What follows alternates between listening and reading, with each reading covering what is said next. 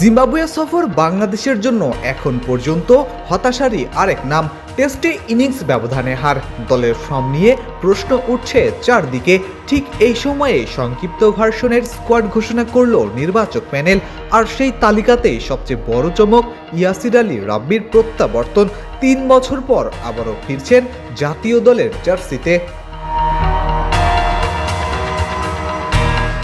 আলোচনার বাইরে থেকে আসলেও রাব্বির সাম্প্রতিক ফর্ম কিন্তু তার পক্ষে কথা বলছে।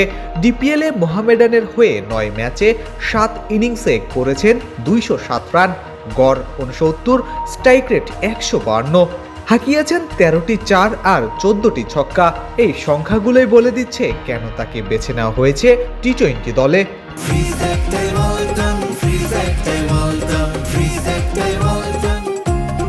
ইয়াসির আলী রাব্বিকে ফেরানোর ক্ষেত্রে তার পাওয়ার হিটিং সামর্থ্যকেই গুরুত্ব দিয়েছে নির্বাচক প্যানেল।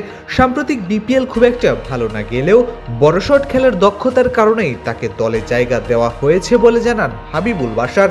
জিম্বাবুয়ের বিপক্ষে তার পাওয়ার হিটিং অ্যাবিলিটি আরও একবার বাজিয়ে দেখতে চায় বাংলাদেশ।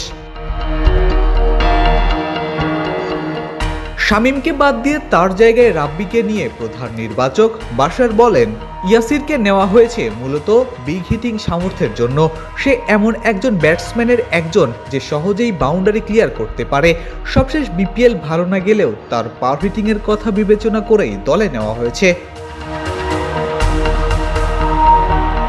এদিকে নিয়মিত অধিনায়ক লিটন দাস এলপিএল খেলতে যাওয়ায় এই সিরিজে থাকছেন না।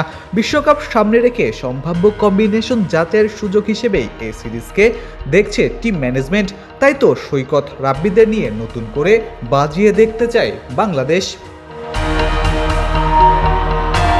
Ishtiaq Ahmed, daily cricket.